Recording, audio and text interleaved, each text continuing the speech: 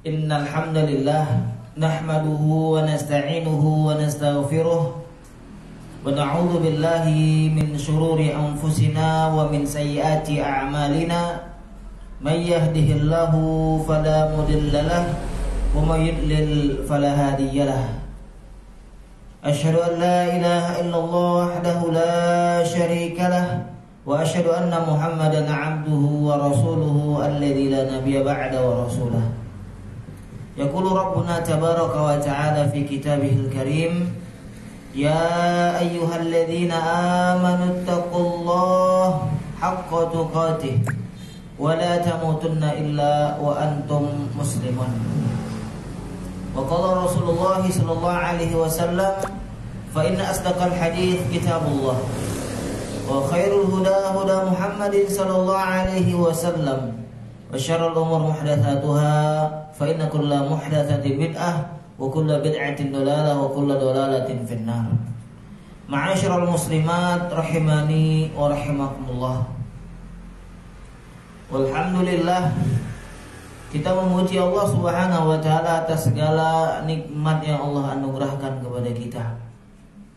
Nikmat kesehatan dan nikmat waktu luang, yang dimana dua nikmat ini banyak melalaikan manusia. Maka semoga kita bukan termasuk manusia tersebut yang lalai dengan dua nikmat tersebut. Salawat dan salam kita haturkan kepada junjungan kita Nabi Alam, Nabi Muhammad sallallahu alaihi wasallam. Allahumma shalli wa sallim wa barik alaihi. Ma'asyiral muslimat rahimani wa rahimakumullah. Kita melanjutkan pelajaran kita Syarah Kitabul Jami'. Kita memasuki hadis yang ke-8. Kita memasuki hadis yang ke-8 yang temanya larangan mendiamkan saudaranya lebih dari 3 hari. Ma'asyiral muslimat rahimani rahimakumullah. Sebelum kita memasuki pelajaran kita, sebelum kita mulai pelajaran kita ini, alangkah baiknya kita memperbaharui niat kita kembali. Dan niatkan hadirnya kita di majelis ilmu ini untuk meningkatkan ketakwaan kita kepada Allah Subhanahu wa taala. Bukan hanya sekedar menambah wawasan, bukan sekedar hanya ingin dikatakan rajin ikut kajian, tapi kita niatkan karena Allah Subhanahu wa taala, menambah ketakwaan, sehingga wawasan yang kita dapat dari majelis kita ini mudah untuk kita amalkan. Ma'asyiral muslimat rahimani wa rahimakumullah wa arsyadakumullah wa iyyakum. Dalam hadis yang ke-8 ini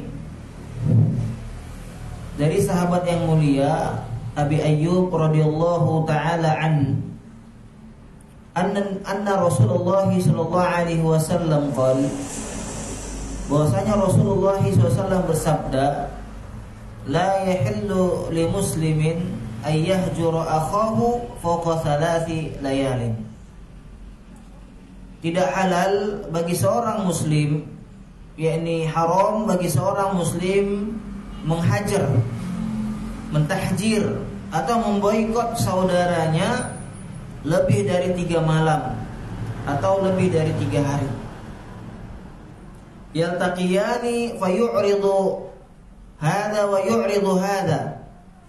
Ketika mereka berdua bertemu, berpapasan, namun yang satu berpaling dan yang lainnya juga berpaling.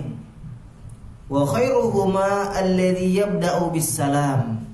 Dan di antara kedua orang ini, yang terbaik di antara mereka berdua yaitu orang yang memulai memberi salam duluan, yang duluan mengakhiri boikot tersebut. Ma'asyiral muslimat rahimani rahimakumullah. Ini termasuk adab. Ini termasuk juga akhlak. Ya, syariat Islam, kita yakini bahwasanya Islam itu indah.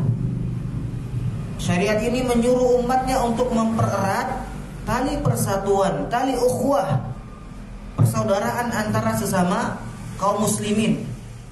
Allah Subhanahu wa taala menyebutkan di dalam Quran surah Al-Hujurat ayat 10, Innamal mu'minuna ikhwah.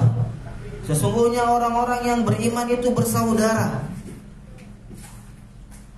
Banyak sekali hadis dalil yang menganjurkan seorang mukmin untuk menunaikan kewajiban terhadap saudaranya. Kenapa Islam menganjurkan demikian, memerintahkan demikian?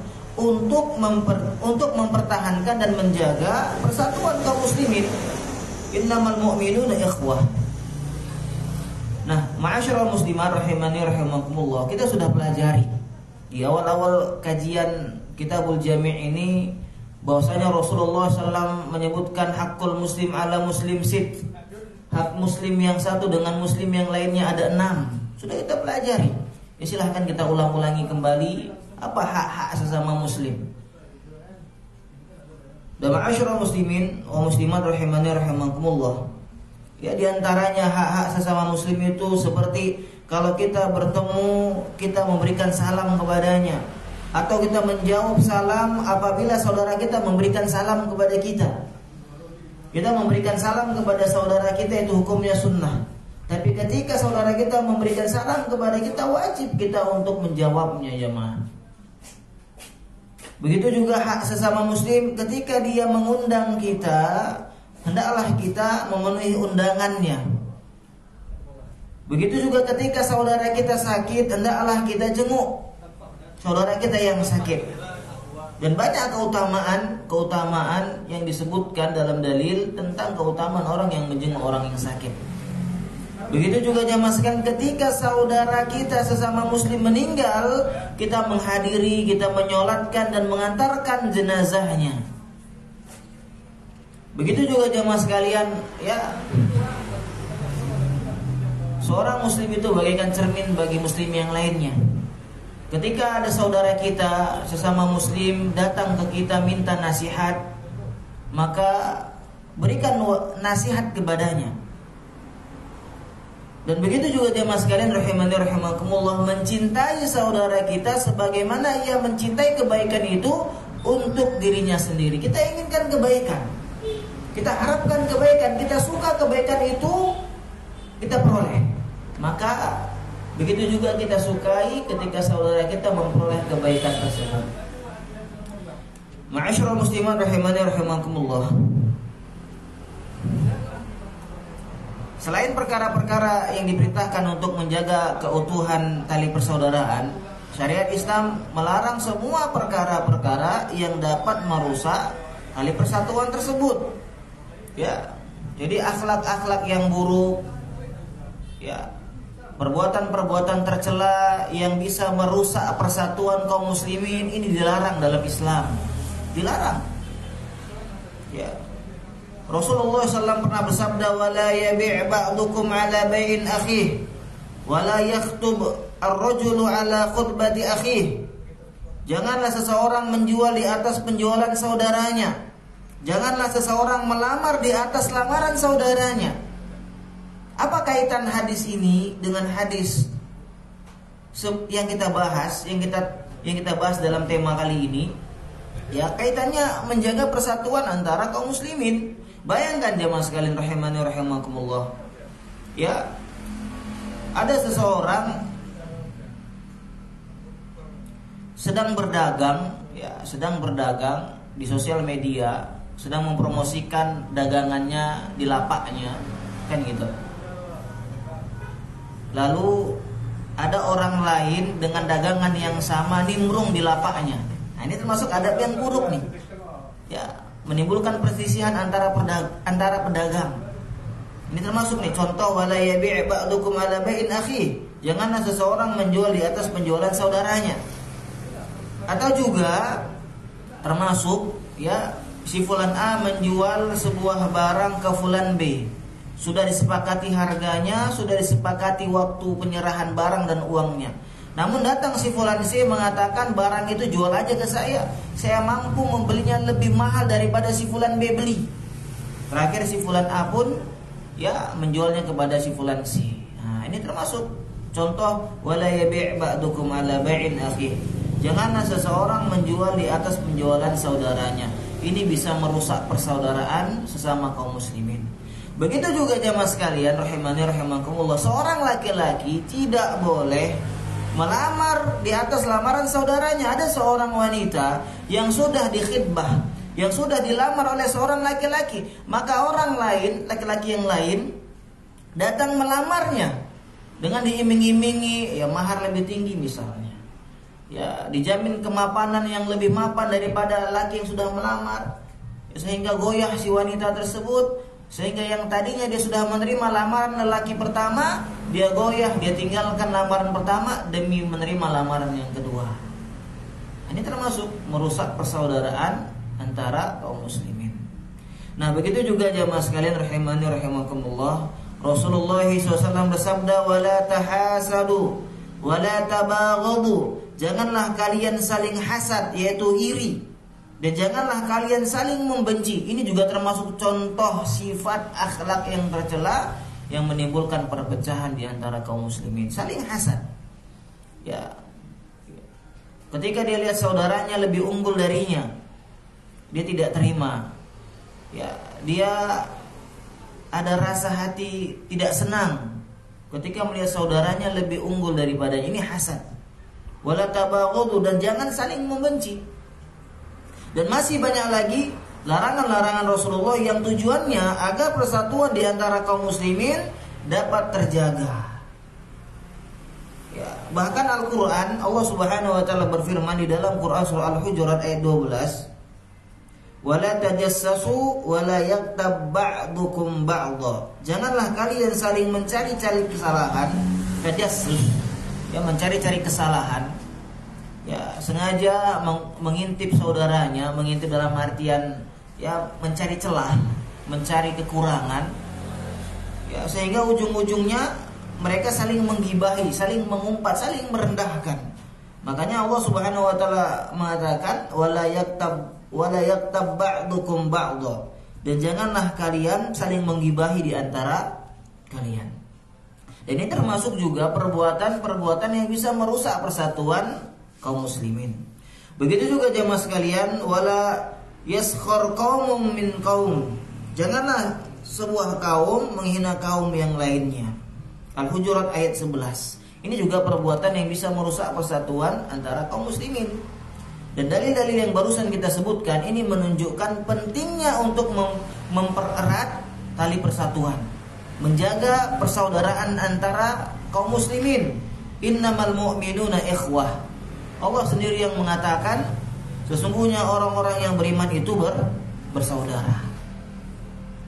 Nah, jemaah sekalian rahimani rahimakumullah, Rasulullah SAW bersabda, "La tadkhulunal jannah hatta tu'minu." Kalian tidak akan masuk surga sampai kalian beriman. "Wala tu'minu hatta tahabbu." Kalian tidak akan beriman sampai kalian saling mencintai. Awala adullukum ala syai'in idza fa'altumu tahabbtum afsus salam bainakum. Maukah kalian saya tunjukkan suatu amalan, kalau kalian amalkan kalian akan saling mencintai, yaitu sebarkanlah salam di antara kalian. Jemaah sekalian rahimani rahimakumullah, antara sesama kaum muslimin ketika bertemu saling mengucapkan salam, assalamualaikum. Ya, baik yang dikenal maupun tidak yang dikenal. Tidak mengucapkan salam hanya kepada kelompoknya saja, hanya kepada organisasinya saja atau yayasannya saja.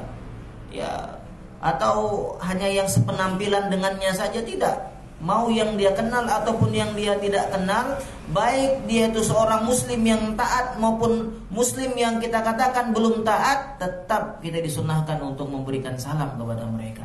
Ini berat ya mas sekalian. Ini termasuk sunnah yang hampir punah. Jadi jamaah sekalian rahimani rahimakumullah, dengan menyebarkan salam ini akan menimbulkan saling mencintai antara kaum muslimin. Nah, kalau kita sudah saling mencintai, iman dalam hati kita itu akan makin kuat. Ketika iman kita itu sudah kuat, Allah mudahkan kita masuk ke dalam surganya.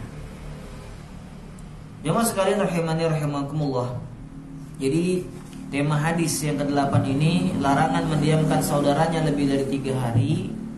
Ya, ini juga termasuk perbuatan yang bisa merusak persatuan kaum muslimin. Jadi jamaah sekalian rahimani rahimakumullah, dalam bahasa kita memboikot atau dalam bahasa syar'inya tahdzir, ya sering kita dengar tahdzir atau hajar. Jadi jamaah sekalian rahimani rahimakumullah, memboikot seorang muslim ini bertentangan dengan ajaran Islam. Ya. Bertentangan. Namun terkadang ada manusia yang dikuasai hawa nafsu. Terkadang dia bermasalah dengan saudaranya, maka dia pun marah ke saudaranya, ya terutama pada perkara-perkara dunia, entah yang salah itu saudaranya, entah dia sendiri yang salah. Nah, dalam kondisi ini syariat Islam mengizinkan seorang muslim untuk mendiamkan saudaranya, menghajar saudaranya. Karena agama kita ini sangat-sangat memahami ya kejiwaan, ya psikologi seorang manusia. Diberi waktu untuk mendiamkan saudaranya tidak lebih dari 3 hari. Jadi selama 3 hari itu boleh mendiamkan saudaranya kalau memang lagi ada masalah. Ya mungkin emosi lagi marah-marahnya, emosi lagi puncak-puncaknya kan gitu. Maka boleh kita mendiamkan saudaranya selama 3 hari. Lebih dari 3 hari tidak boleh. Ya lebih dari 3 hari tidak boleh. Jadi jamaah sekalian rahimani rahimakumullah, inilah indahnya agama kita, memperhatikan kondisi kejiwaan manusia. Karena kalau orang yang marah itu terkadang ada orang sebagian, enggak semua ya. Kalau ketika dia marah sulit untuk reda, sulit untuk memaafkan dan sulit melupakan begitu saja. Illa man rahimahullah, kecuali orang-orang yang Allah rahmati. Ya. Jadi ketika kita marah itu perlu proses, perlu waktu. Ya agar segala bentuk kemarahan kita itu reda, hilang. Ya, sehingga kembali ke dalam keadaan normal. Ya, jadi jamaah sekalian rahimani rahimakumullah. Jadi agama kita memberikan kesempatan untuk membiarkan jiwa emosi kita ya agar reda dulu, tapi diberi batas 3 hari. Lebih dari 3 hari ya kita nggak boleh mendiamkan saudara kita.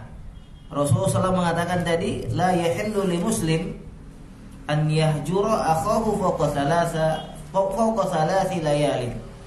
Tidak halal, haram bagi seorang muslim mendiamkan saudaranya di atas 3 hari atau 3 malam. Jadi jamaah sekalian rahimani rahimakumullah. Jadi intinya ya ketika setelah 3 hari 2 orang muslim yang tadinya saling mendiamkan, saling memboikot, ya dia harus sudah saling memaafkan dan bergaul seperti biasa lagi. Bahkan Rasulullah SAW memberikan pujian dan motivasi. Ya kata Rasulullah SAW di dalam hadis ini, wa khairuhuma, nah di antara keduanya yang terbaik, alladzi yabda'u bisalam, yang duluan memberikan salam. Berarti yang duluan minta maaf, yang duluan menegur, yang duluan mengajak berdamai. Ini orang yang paling afdol, walaupun dia benar ya, walaupun saudaranya keliru misalnya, walaupun dia lebih tua, walaupun dia mungkin seorang guru ya, ataupun mungkin dia orang yang lebih dihormati misalnya. Kalau dia turunkan gengsinya demi mengingat hadis Nabi ini, di antara kedua orang yang memboikot, 2 orang yang saling mendiamkan, yang terbaik adalah yang duluan memberikan salam, maka dia akan turunkan gengsinya itu. Ya. Dia akan turunkan egonya tersebut. Ya. Jadi jamaah sekalian rahimani rahimakumullah. Ya. Rasulullah SAW memuji orang yang duluan mengucapkan salam ketika ada 2 orang yang saling mendiamkan. Jadi ma'asyiral muslimin rahimani rahimakumullah, kebanyakan orang ketika dia berselisih dengan saudaranya, dia akan menampakkan ego. Ya, nah, ketika dalam keadaan berselisih seperti ini, biasanya syaitan datang membisikkan, ya, memanas-manasi. Ya, sehingga kebanyakan orang akan mengatakan saya yang benar, dia yang salah, harusnya dia yang minta maaf ke saya. Atau juga saya yang lebih tua, sedangkan dia masih muda. Orang yang muda mestinya minta maaf kepada orang tua. Atau juga saya adalah pamannya, sedangkan dia ya keponakan saya. Harusnya dia yang minta maaf kepada saya duluan. Di mana adabnya? Nah, kadang ego-ego yang seperti ini timbul ketika kita sedang berselisih. Ya. Jadi jamaah sekalian rahimani rahimakumullah. Ya, orang yang terpuji, orang yang terbaik, orang yang lebih mendahulukan ya nasihat Rasulnya, maka dia tidak memikirkan ini. Mau dia lebih tua, mau dia pamannya, atau dia yang benar, dia tetap berani untuk meminta maaf duluan. Nah, terkhusus untuk para wanita, ya para istri, ketika berselisih dengan suaminya, ya tolong gengsinya diturunkan. Ya tolong jangan malu untuk minta maaf ke suaminya, walaupun suami yang salah gitu loh. Kan ada hadis yang khusus ya mengatakan wanita soleha itu ya dia tidak akan mampu tidur sehingga suaminya ridho. Bahkan Rasulullah SAW mengatakan ada 3 jenis orang yang kalau sholat pahala sholatnya tidak terangkat walaupun sejengkal. Salah satunya itu seorang wanita dia tidur pada malam hari sedangkan suaminya dalam keadaan murka kepadanya. La haula wala quwwata illa billah. Jadi jamaah sekalian, jika kita ingin menjadi orang yang terbaik di sisi Allah, ya, maka hendaklah kita yang memulai memberi salam kepada saudara kita. Ma'asyiral muslimin rahimani rahimakumullah. Ya, para ulama berikhtilaf, berselisih pendapat tentang bagaimana menyelesaikan hajar, bagaimana menyelesaikan atau ya dalam artian hajar mendiamkan itu diakhiri. Jumhur ulama mengatakan jika mereka bertemu dan sudah saling memberi salam, maka hajar otomatis dianggap telah berakhir. Ini jumhur ulama, ini mayoritas ulama mengatakan. Jadi ada 2 orang, mereka saling mendiamkan. Udah lewat 3 hari, lalu salah satu di antara mereka mengucapkan salam duluan, Assalamualaikum. Maka kata para ulama, mayoritas ulama, jumhur ulama, al-hajar, boykot di sini sudah berakhir. Sudah berakhir. Sehingga mereka sudah keluar dari larangan Rasulullah SAW. Perbuatan yang diharamkan oleh Rasulullah SAW yaitu mendiamkan saudaranya. Namun ada sebagian ulama mengatakan ini nggak cukup hanya sekedar memberikan salam doang, nggak cukup. Dia bisa keluar dari perbuatan yang diharamkan ini, dari hajar ini, ya dengan syarat dia kembali seperti kondisi sedia kala. Dalam artian gini, dia udah mengucapkan salam, tapi wajahnya tetap muram, hatinya tetap jengkel. Maka sebagian ulama mengatakan tidak, ini hajar belum berakhir, kecuali setelah dia kembali seperti sedia kala, ya senyum dengan hati yang bersih, tidak ada dendam dan kemarahan di antaranya. Wallahu alam, ya penulis syarah Kitabul Jami' di sini yang mengatakan pendapat yang lebih benar, pendapat yang lebih kuat adalah pendapat jumhur ulama. Ya, bahwasanya hajar boikot itu berakhir, ya dianggap keluar dari perbuatan yang diharamkan, mendiamkan saudaranya ketika salah satunya sudah memulai mengucapkan salam. Ya, jadi jamaah sekalian rahimani rahimakumullah. Ya, oleh karena itu, ya kita berusaha untuk menghindarilah perselisihan-perselisihan di antara kaum muslimin. Kita hindari. Ya kalaupun memang ada masalah prinsipial, masalah prinsip, ya masalah akidah, masalah usul yang berbeda dengan saudara kita, ya silahkan ya kita utarakan, silahkan kita dialog. Tapi ingat, ya dialoglah dengan hikmah. Ya, Nabi Musa alaihissalam saja diperintahkan oleh Allah Subhanahu wa taala menuju Firaun ya dengan kata-kata yang lembut, kan gitu. Dengan kata-kata yang hikmah. Ya Firaun loh, seorang yang kafir disuruh berlembut. Nabi Musa alaihissalam berdakwah kepada beliau. Nah, bagaimana dengan sesama kaum muslimin? Yang jelas dia muslim.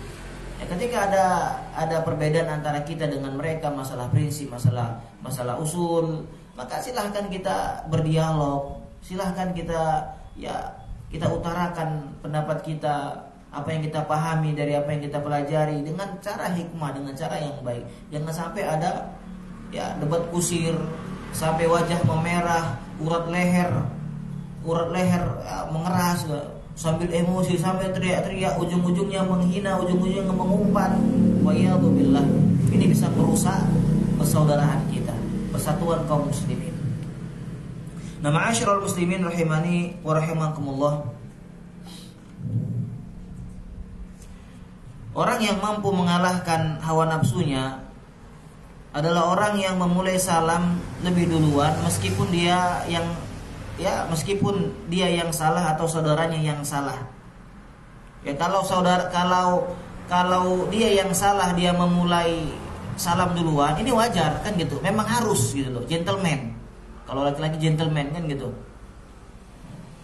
Tapi kalau saudaranya yang salah, dia benar, tapi dia mampu mengalahkan hawa nafsunya, lalu dia mengucapkan salam duluan. Nah, ini yang Allah puji. Ya, ini yang Allah puji.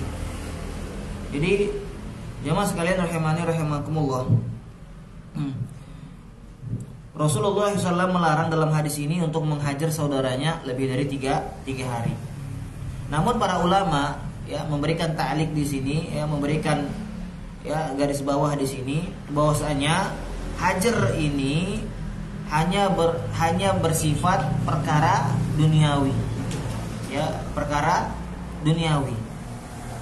Adapun menghajar orang lain karena perkara agama, maka ini boleh lebih dari 3 hari. Misalnya menghajar atau memboikot pelaku bid'ah atau pelaku maksiat, maka boleh lebih dari 3 hari. Ya. Bahkan sebagian ulama mengatakan seorang suami menghajar istrinya yang membangkang boleh lebih dari 3 hari. Boleh. Karena itu bukan perkara dunia. Ya, ini mengajarkan adab kepada istrinya, boleh lebih dari 3 hari. Wallahu a'lam. Nah, jemaah sekalian rahimani rahimakumullah, memboikot pelaku maksiat atau pelaku bid'ah dengan mempertimbangkan 2 maslahat. Yang pertama maslahat yang berkaitan dengan pelaku bid'ah itu sendiri, pelaku maksiat itu sendiri. Yang kedua kemaslahatan yang berkaitan dengan pihak yang menghajar, pihak yang memboikot, pihak yang mendiamkan. Yang pertama kemaslahatan yang berkaitan dengan pelaku bid'ah atau pelaku maksiat.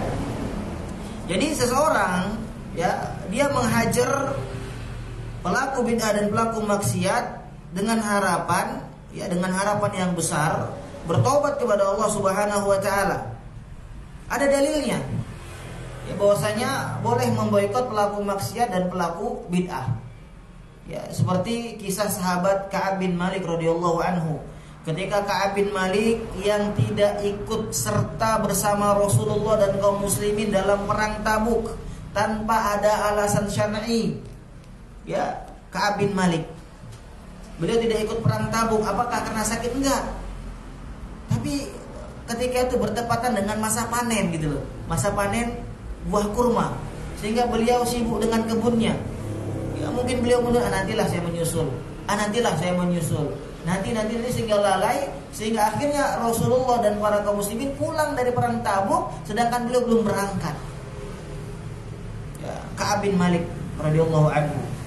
Maka Rasulullah pun menghajar Ka'ab bin Malik sekitar 50 hari. 50 hari berarti lebih dari 3 hari gitu loh. Rasulullah SAW memerintahkan kaum muslimin untuk tidak mengajak bicara Ka'ab bin Malik. Bahkan istrinya Ka'ab bin Malik disuruh pulang ke rumah orang tuanya. Sampai-sampai Ka'ab bin Malik pernah mengatakan, betapa sempitnya dunia ini aku rasa ketika semua orang memboikotku. Tapi itulah gentleman-nya Ka'ab bin Malik. Ketika dia mengakui kesalahannya di hadapan Rasulullah, dia jujur. Dia dalam hatinya, kalau saya berbohong, mungkin Rasulullah akan terima kebohongan saya, sehingga saya tidak diboikot. Tapi buat apalah saya berbohong, Allah Maha tahu. Maka dia pun jujur. Kenapa dia tidak ikut perang Tabuk? Maka Rasulullah pun memboikotnya.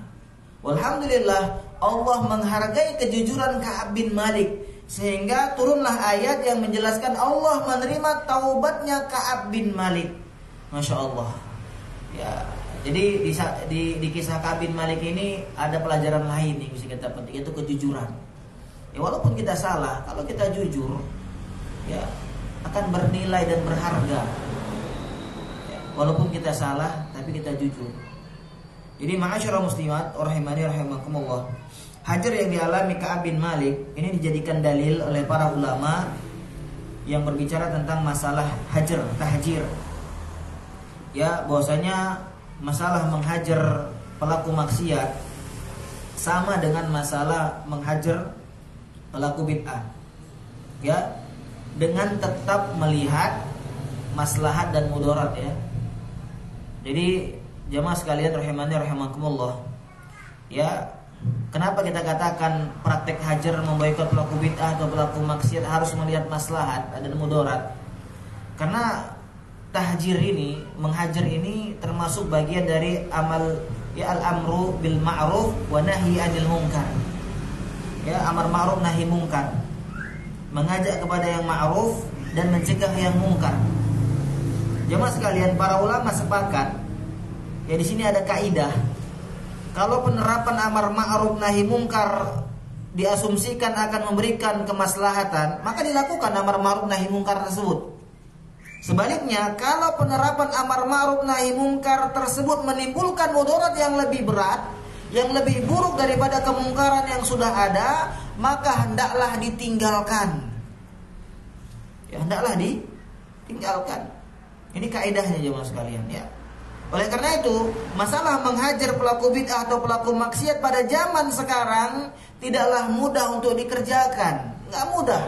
Perlu dipertimbangkan maslahat dan mudaratnya. Sebagaimana Syekh Al-Albani rahimahullah pernah mengatakan, al-hajru la yahsunu an yutabbaq fi hadzal 'asr li'anna ahlal bid'ah humul ghalibun. Menghajar, memboikot pelaku bid'ah pada zaman sekarang ini ya tidak layak untuk diterapkan. Kenapa? Karena mereka lebih mendominasi, lebih banyak jumlahnya. Apalagi mereka rapat dengan penguasa misalnya. Ya. Atau juga mereka bekerja sama dengan pemerintah. Saya pernah baca perkataan Syekhul Islam Ibnu Taimiyah, pelaku bid'ah itu bukan hanya merugikan agama saja, juga merugikan perkara dunia ketika mereka dekat dengan penguasa. Kalau pelaku begal, ya, pelaku kriminal itu hanya merugikan perkara dunia saja, perkara agama mereka nggak merugikan. Ya, begal, dibegalnya Honda, ya, dibegalnya handphone, ya, hanya merugikan perkara dunia. Tapi kalau ahlu bidah nggak, dua-dua, perkara dunia merugikan, perkara agama juga merugikan. Nah, jamaah sekalian rahimani rahimakumullah, beda dengan zaman Imam Ahmad bin Hanbal. Ya, di zaman a'immatus salaf, di zaman para imam generasi salaf dahulu, di mana ahlu sunnah ketika itu lebih mendominasi, lebih banyak jumlahnya daripada ahlu bid'ah. Sehingga kalau ahlu sunnah memboikot ahlu bid'ah, maka ahlu bid'ah akan terpuruk dan akhirnya mereka bertaubat dan rujuk kepada sunnah. Tapi jamaah sekalian rahimani rahimakumullah, ya ini kok bicaranya bid'ah sih. Ya, ini mohon maaf nih. Ya, kalau kita bicara sunnah, pasti kita akan bicara bid'ah. Kalau kita bicara tauhid, pasti kita akan berbicara syirik. Ini nggak bisa lepas loh. Jadi kalau ada yang agak-agak kurang nyaman dengan kata-kata bid'ah, agak kurang nyaman dengan kata-kata syirik, ya kayaknya perlu dibenahi lagi tuh hatinya. Ya, perlu dibenahi. Seseorang yang mengagungkan sunnah, dia akan merasa betapa bahayanya bid'ah, sehingga dia perlu mempelajari perkara-perkara bid'ah. Orang yang paham betapa agungnya tauhid, maka dia akan khawatir terjatuh ke dalam kesyirikan, sehingga dia mempelajari kesyirikan-kesyirikan secara rinci. Makhafatun an yaqa'u fih. Ya, karena dia takut, dia khawatir terjatuh ke dalam bid'ah dan kesyirikan. Nah, kita lanjut jemaah sekalian rahimani rahimakumullah. Nah, begitu juga pelaku maksiat. Dulu kalau pelaku maksiat diboikot, dihajar, mereka akan berhenti dari maksiatnya. Kenapa? Karena dulu itu ya, pelaku maksiat itu sedikit. Kan gitu. Sedangkan pelaku kebaikan itu banyak. Ya. Bahkan para sahabat dulu mengatakan, ya tidaklah kami melihat seseorang dikatakan kufur, melainkan dia meninggalkan sholat. Bahkan kalau ada orang yang tidak ikut berjamaah di masjid di zaman sahabat dulu, sudah dicap tuh munafik. Dicap munafik. Di zaman sekarang terbalik. Orang rajin ke masjid ya, celana cingkrang, jenggotan, cadaran, dibilang teroris. Malah kita yang diboikot, ya, malah kita yang diboikot, bukan kita yang memboikot pelaku maksiat. Ya, jadi jamaah sekalian rahimani rahimakumullah, wallahu alam, untuk zaman sekarang ini yang lebih tepat untuk dilakukan adalah kita perlu melakukan pendekatan pelaku maksiat untuk mendakwahinya, ya, mengambil tangannya dan berbicara dengannya agar dia mau meninggalkan kemaksiatannya. Kalau langsung kita tahjir, yang ada dia akan merajalela, ya, akan tetap, ya, di dalam kubangan kemaksiatan yang dia kerjakan. Ya, bayangkan kita tampilan soleh, soleha, orang yang agamis. Lalu ketika kita melihat pelaku maksiat, kita cuek, wajah kita muram, masam. Dia akan berkeyakinan beginilah orang yang paham agama, tidak akan menerima saya. Terakhir dia berputus asa. Ya, berputus asa dan tetap pada kemaksiatannya. Wa'iyadzubillah. Jadi jamaah sekalian rahimani rahimakumullah, demikian juga terhadap ahli bid'ah. Kalau kita mampu mendatangi seorang ahli bid'ah, terutama ahli bid'ah yang awam, bukan ahli ilmu, ya, bukan ahli ilmunya atau yang penyuruh pada bid'ah, kemudian kita dakwahi, kita ajak ngobrol, kita berikan masukan sehingga diperoleh manfaat bagi dia, maka silahkan. Ya, silahkan. Tapi kita perlu juga, ya, paham dengan kadar diri kita, jamaah. Ya, kita harus paham dengan kadar kita. Kita harus berkaca dengan keadaan kita sendiri. Dulu sebelum kita mengenal manhaj Ahlus Sunnah wal Jamaah, mungkin sebagian dari kita terpuruk dalam sebagian bid'ah. Ya, bagaimana kita mendapatkan hidayah? Ternyata hidayah itu masuk ke dalam hati kita setelah kita bertemu dengan seseorang yang Masya Allah dia ramah, akhlaknya baik, dia lembut, dia tersenyum kepada kita, dia ngajak ngobrol kepada kita, dia berikan masukan kepada kita, dia dakwahi kita dengan cara baik. Atas izin Allah Subhanahu wa taala, melalui perantara orang ini kita mendapatkan hidayah sunnah. Masya Allah. Ya. Jadi kita dapat hidayah sunnah melalui senyuman seseorang yang akhlaknya baik. Masa kita ketika sudah kenal manhaj salaf, manhaj Ahlus Sunnah wal Jamaah, malah kita yang cemberut, bermuka masam kepada orang lain, termasuk pelaku maksiat. Ini enggak pas ini. Ya, tidak pas. Jadi jamaah sekalian rahimani rahimakumullah. Jadi yang pertama tadi, hendaklah yang diperhatikan kemaslahatan yang berkaitan dengan pelaku bid'ah atau pelaku maksiat.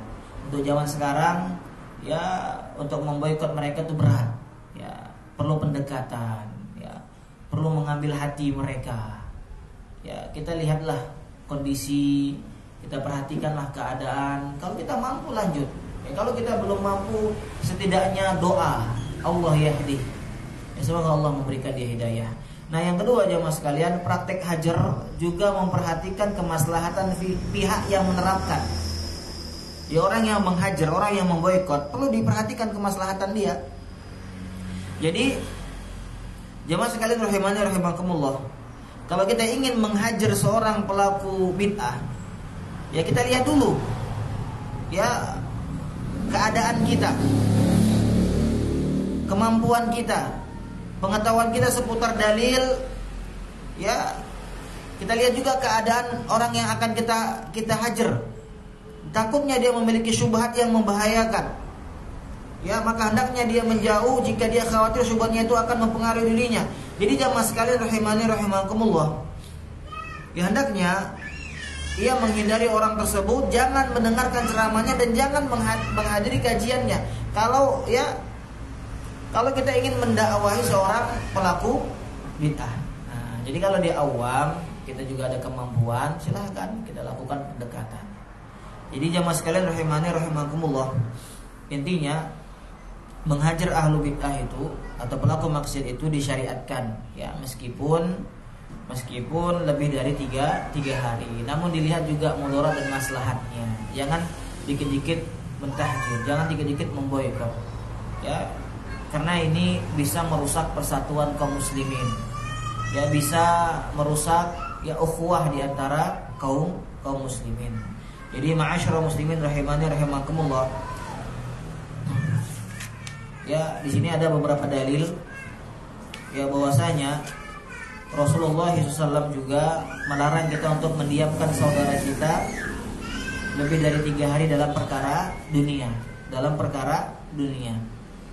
Jadi Rasulullah SAW bersabda, tuftahu abwabul jannah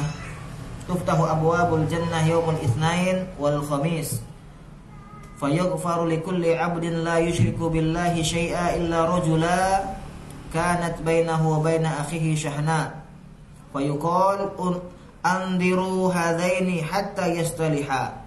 Bahwasanya Rasulullah SAW bersabda, telah dibukakan pintu-pintu surga setiap hari Senin dan Kamis, maka seluruh hamba yang tidak berbuat syirik kepada Allah akan diberi ampunan oleh Allah Subhanahu wa taala setiap hari Senin dan Kamis.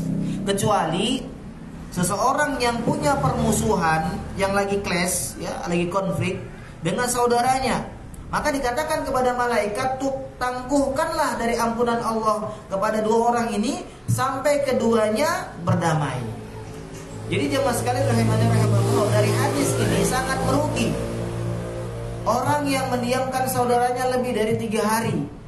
Ya, pintu-pintu surga dibuka hari Senin dan Kamis, dia tidak dapat kesempatan diampuni oleh Allah gara-gara mendiamkan saudaranya. Ya, gara-gara mendiamkan saudaranya lebih dari 3 hari. Jadi jamaah sekalian rahimakumullah, dalam hadis ini juga Rasulullah kan mengatakan fayughfaru likulli 'abdin la yusyriku billahi syai'a. Allah akan mengampuni seluruh dan setiap hamba yang tidak mensekutukan Allah dengan sesuatu apapun.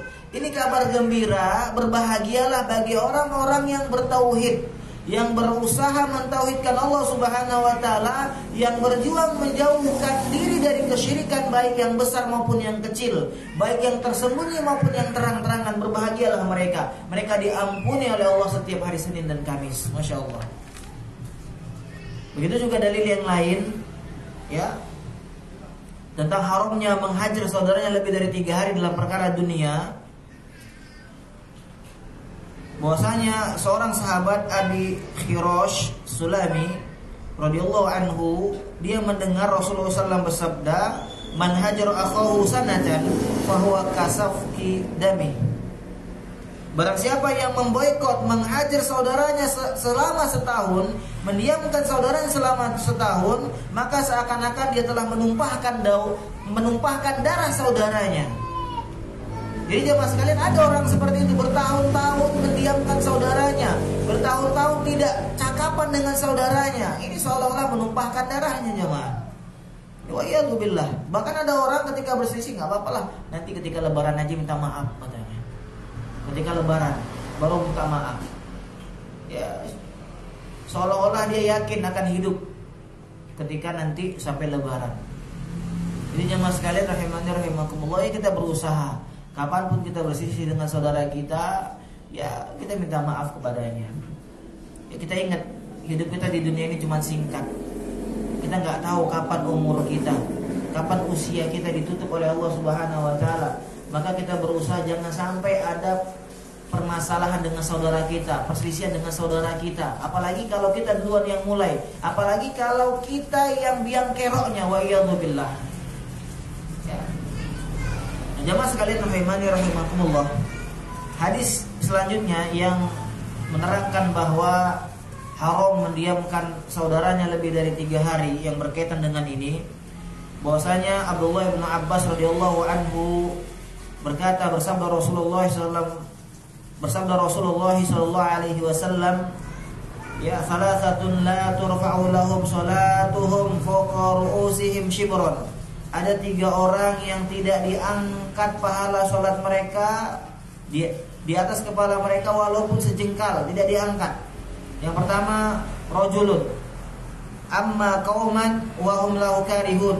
Yang pertama, ada orang yang mengimamkan atau menjadi imam dalam sebuah kaum, di mana kaum yang jadi makmum tersebut benci kepada dia, nggak suka sama dia, tapi dia tetap maju jadi imam. Nah, ini sholatnya nggak diterima, tidak diangkat, ya, tidak diangkat pahalanya. Ya, kenapa benci? Ya mungkin kaumnya itu nggak suka nengok dia karena akhlaknya buruk, ya, karena sifatnya yang nggak baik gitu loh. Ya, sehingga kaumnya benci dengan dia, apalagi dia jadi imam gitu loh.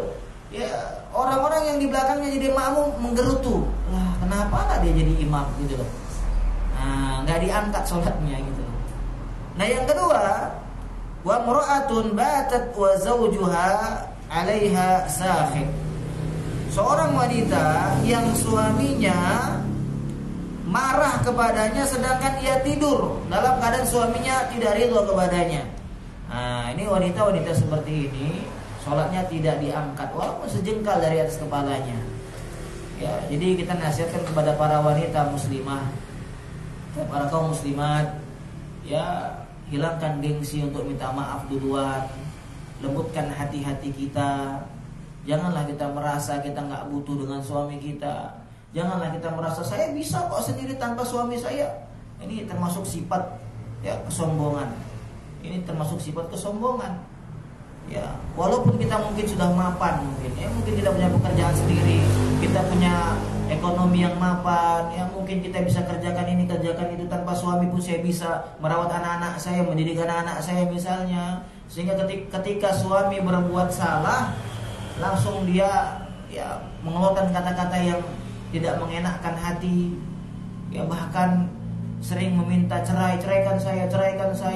Ya mas sekalian rahimani rahimakumullah, siapapun wanita yang meminta cerai kepada suaminya tanpa ada alasan syar'i, maka diharamkan baginya aroma surga. Jangankan masuk surga, aroma surga diharamkan baginya. Ya wanita yang suka minta cerai ke suaminya, dikit-dikit kalau ada masalah, ceraikan saya, pulangkan saya ke orang tua saya. Ya wa iyadu billah. Nah yang ketiga, ya wa akhwani mutasoriman.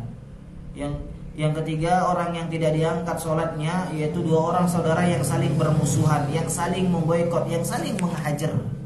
Jadi jamaah sekalian rahimani rahimakumullah, ya inilah yang bisa kita bahas. Semoga bermanfaat.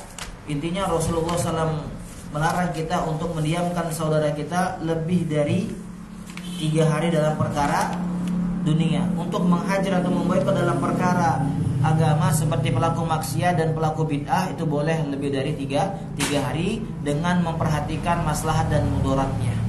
Wallahu a'lam bishawab. Mungkin ada yang ingin ditambahkan atau yang ingin dipertanyakan, saya persilahkan. Barakallahu fikum.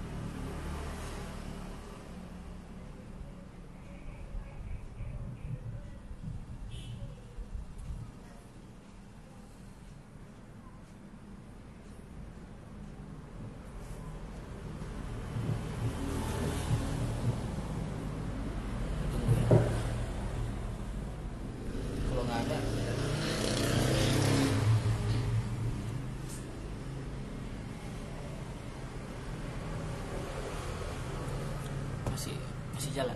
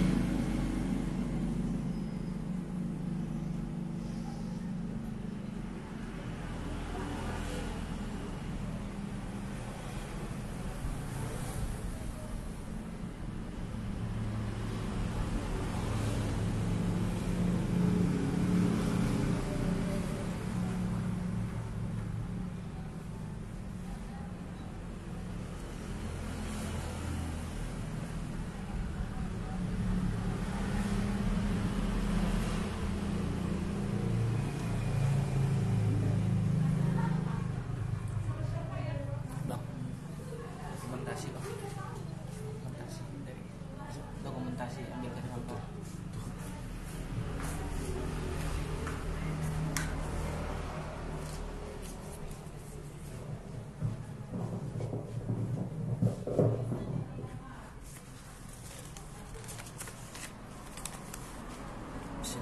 Assalamualaikum warahmatullahi wabarakatuh. Waalaikumsalam warahmatullahi wabarakatuh.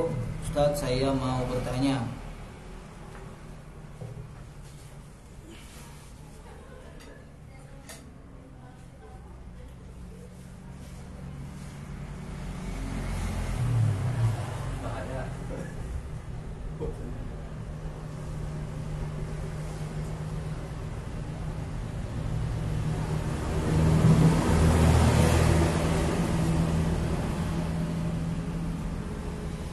Baik, ini sikap ya, pertanyaannya bagaimana sikap masalah acara peringatan yang tidak dianjurkan dalam Islam ya. Jadi di mana orang tersebut diwajibkan untuk memberikan rantangan kan gitu. Rantangan. Ya kita sebutlah perayaan Maulid Nabi kan gitu. Jadi jamaah sekalian rahimani rahimakumullah, ya nggak masalah, tetap aja dalam pendirian kita, prinsip kita ya, bahwasanya kita jelaskan ke mereka secara baik-baik ya, secara bagus-bagus ya, tidak menimbulkan pertikaian dan keributan. Kita bilang prinsip kami ya, kami tidak merayakan maulid tersebut dan mohon maaf kita nggak bisa bantu kan gitu. Namun kita bisa menutupi ini dengan cara ketika ada gotong royong misalnya ya, gotong royong sekitar rumah kita ikut bantu atau kita ikut serta partisipasi menyediakan makanan gitu loh, sehingga perkara ini bisa kita tutupi dengan kebaikan yang lain gitu loh. Jadi kan ketika kita disuruh bawa rantangan kan gitu untuk ikut serta dalam acara maulid tadi, tapi kita nggak ngasih gitu loh, lalu kita dicap pelit, lalu digibahi kan gitu ya, dicap pelit lalu digibahi ya, ini memang cobaan. Ketika kita mau teguh dalam prinsip kita, kita akan hadapi yang demikian.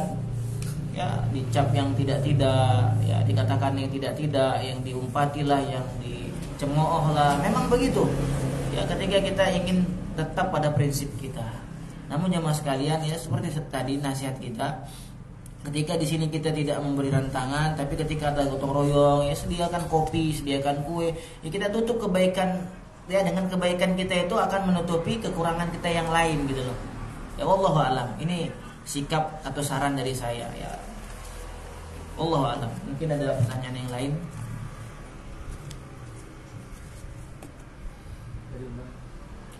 Sudah. Mungkin ini yang bisa kita sampaikan jemaah sekalian. Semoga bermanfaat. Lebih dan kurang saya mohon maaf. Barakallahu fikum wa ahsanallahu ilaikum jami'an. Subhanaka Allahumma bihamdika asyhadu an la ilaha illa anta astaghfiruka wa atubu ilaik. Assalamualaikum warahmatullahi wabarakatuh.